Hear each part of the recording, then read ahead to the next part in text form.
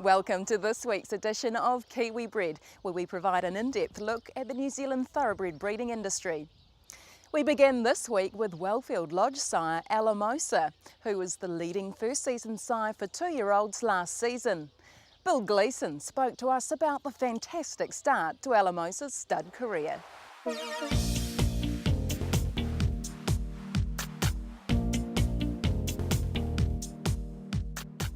Bill, Alamosa champion racehorse now sire. How would you sum up his first few years at stud? I suppose it's the start of a journey that they all embark on, and you know, obviously he kicked off when we bought him. We really had a target to prove him in Australia, which we managed to do at Group 1 level. So that was that mission accomplished. Then you've obviously got another mountain to climb with getting them you know, active in the shed, seeing if they're fertile, getting them mares, and yes, he's handled that with a plume. And then you wait for the foals, and we've been very pleased with the foals. And then through to the yearling sale series, where he was champion. Well, he was the top first season sire on averages for the Karaka. And in the second season, well, both seasons that he's been to the sales, he's averaged over 100,000 in premier sales throughout Australasia. On race record, he's hard to beat. Champion New Zealand 3-year-old, Australasian Group 1 winner at 2, 3 and 4. What characteristics made him so good? I think his toughness. You know, a lot of stallions these days go to the breeding shed with 12 or 10 or 12 starts. I mean, he had close to 20. And he performed at 2, 3 and 4, and he was in the top company all the way through.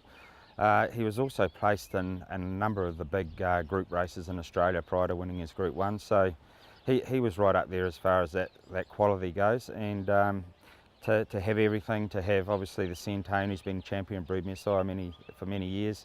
O'Reilly's the champion sire, so you've got two positives on both sides of the pedigree, and to have the performance as well is very hard to find these days. In terms of temperament, he's got it. How tractable has he been to handle? Look, he's just, what would I say, he's just a gorgeous horse to deal with. He's very easy to get in and out of the paddock. He's very tractable in the breeding barn. He is just such a cool horse. He's got a lovely personality, and one of the pleasing things is that that's actually coming through his stock. Let's talk about his stock. He really stamps them. What's he passing on? He's an interesting horse. He's about 16-1, but when he was racing, he wasn't an overly big horse, but he's grown into himself really well. But a lot of people say it's not what the horse looks like, it's what they pass on or what their stock look like. And certainly we've bred him from small mares, medium mares and large mares, and he's coming through with a medium size, good type of yearling that's growing out to be a good style of racehorse. Physically, how would you describe his progeny as racehorses? I think a good description would be very athletic. We don't get the big heavy horses, and everyone's looking for the athlete, so he's a dream in that respect.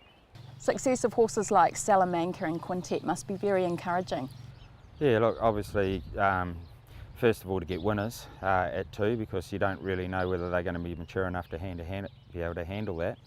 But you know, to get black type success with 3 of the stock, also Alamosa was 4th in the Group 1.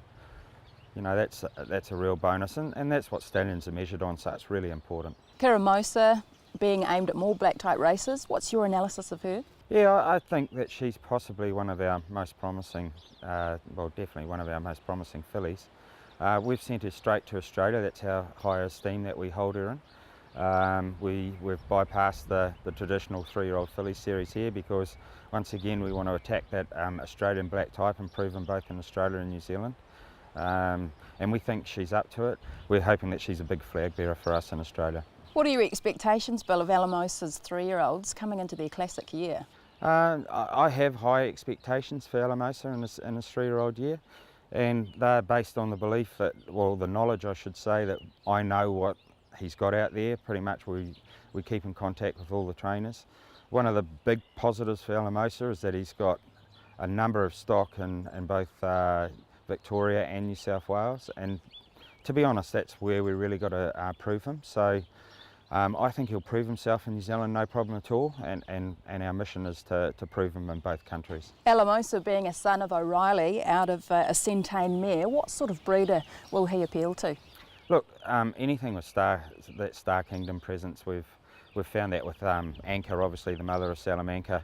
We're really finding Star Kingdom is crossing well with those sort of mares are crossing well with Alamosa. But he's also he's a naturally outcross because he hasn't got that much, hardly any Northern Dancer in him. So he's one of the few stallions that appeal to a really wide variety of pedigree mares. Billy, he really has gone from strength to strength since retiring to stud. He's still got a lot more ahead of him. Did you ever expect the success that he's had?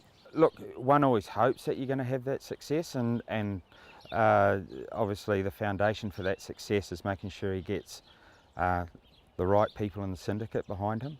That transpires into good quality stock going to him, and also the support that he's had throughout his career. I really don't expect him to button off at all throughout, the various seasons, especially he's served over 100 mares in every season that he's had here.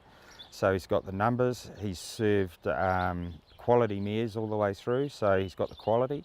And once again, I suppose that we can say that with confidence because it's been proven in the sale ring.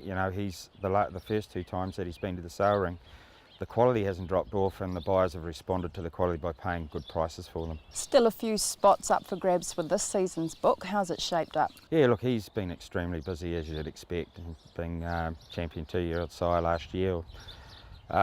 He's got a syndicate behind him that will send 50 mares, and we've probably got about 120 in the book at the moment.